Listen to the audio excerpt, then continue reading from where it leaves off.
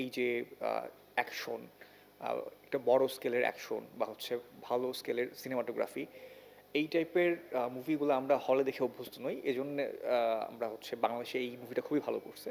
But ইন্ডিয়ার ব্যাপারটা একটু আলাদা। কারণ হচ্ছে ধরেন আপনি কেজিএফ এর মতো মুভি বা হচ্ছে সালারের মতো মুভি, এই মুভিগুলা ওই দর্শকরা হচ্ছে নরমালি তার হলে দেখতেছে। সো এই মুভিটা হয়তোবা এজন্যে তাদেরকে অত বেশি অ্যাট্রাক্ট করে নাই। কারণ এই টাইপের মুভি দেখে তারা অভ্যস্ত। সেক্ষেত্রে তো আসলে জিৎ বা দেব আ তারাও তো কমার্শিয়াল মুভি করে এই টেস্টেরই আসলে। সেটা তো ওখানে ব্যবসা করে। তাহলে কেন আসলে? এটার একটা বড় রিজন হইতে পারে যে দেব এবং জিতের একটা বিশাল ফ্যান বেস ওইখানে আছে। যারা হচ্ছে দেখা গেছে ছোটবেলা থেকেই দেবজিতের মুভি দেখে বড় হইছে। আমি নিজেও অনেকটা সেই রকমই।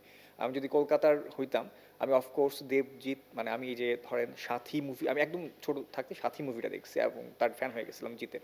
250টিরও বেশি ডিজাইন অপশন নিয়ে ওয়ালটন স্মার্ট ফ্রিজ বোঝে আপনার প্রয়োজন। সাথী, সঙ্গী, সাথীহারা, ওই যে টানা ৩ টা মুভি।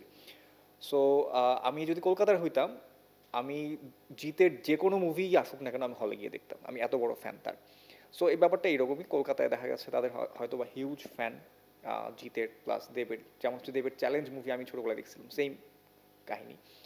সো আ মানে এজন্যও হয়তোবা যে তাদের মুভিটা বেশি ব্যবসা সফল হচ্ছে। বাট বাংলাদেশে শাকিব খানের ফ্যান বেস বাংলাদেশে যতটা, কলকাতায় হয়তোবা এত বেশি নাই। সে জায়গা থেকে আসলে শাকিব খানকে নিয়ে আমরা যেমন পুরো এশিয়ার বাজারে একটা স্বপ্ন দেখি। আসলে কি দরদ দিয়ে সেটা কতটা আমরা সফল হতে পারবো বলে একজন ফিল্ম ক্রিটিক হিসেবে কি মনে হয়? এটা টোটালি ডিপেন্ডস অন হচ্ছে স্টোরি। কারণ হচ্ছে আমরা যদি অ্যাকশন দিয়ে তাদের সাথে কম্পিট করতে চাই, এটা আমরা পারবো না। কারণ হচ্ছে আমাদের চাইতে অলরেডি মানে হিউজ লেভেলের অ্যাকশন বা ভালো মানের অ্যাকশন তারা করে দেখাচ্ছে অলরেডি। সো আমরা যদি সেম ঘরানার অ্যাকশন দিয়ে তাদের সাথে কম্পিট করতে চাই, আমরা পারবো না। আমাদের মেইন টার্গেট, হ্যাঁ অ্যাকশন আমরা ভালো করি ঠিক আছে। তার পাশাপাশি আমাদের মেইন টার্গেট থাকা উচিত হচ্ছে গল্প। এই যেমন তুফানের কথাটা একটু আগে যে আলোচনাটা হলো, তুফানের স্টোরিটা যদি ভিন্ন টাইপের হইতো, দেখা গেছে তুফানের স্টোরিটা কাইন্ড অফ ওই কিছুটা ভাইব কেজিএফ এর ভাইব পাওয়া গেছে, অ্যানিমেলের ভাইব পাওয়া গেছে। বাট এটা যদি একদম ডিফারেন্ট স্টোরির একটা মুভি হইতো, যে একদম মৌলিক, পিওর মৌলিক, একদম বাংলাদেশের ঘরানার, বাংলাদেশের নিজস্ব কোনো একটা স্টোরি, হাওয়ার মতো স্টোরি, এরকম যদি মৌলিক হইতো তাহলে হচ্ছে মানে আমাদের মেন টার্গেট থাকা উচিত হচ্ছে গল্প।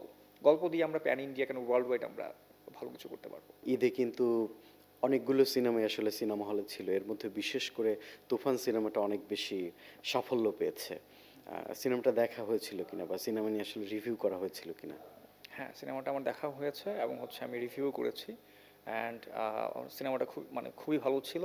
বাংলাদেশের পার্সপেক্টিভে মানে যথেষ্ট পরিমাণ ভালো। আমার এক্সপেকটেশনের চাইতেও বেটার কিছু করছে। অ্যান্ড শাকিব খানের পারফরমেন্স আউটস্ট্যান্ডিং ছিল।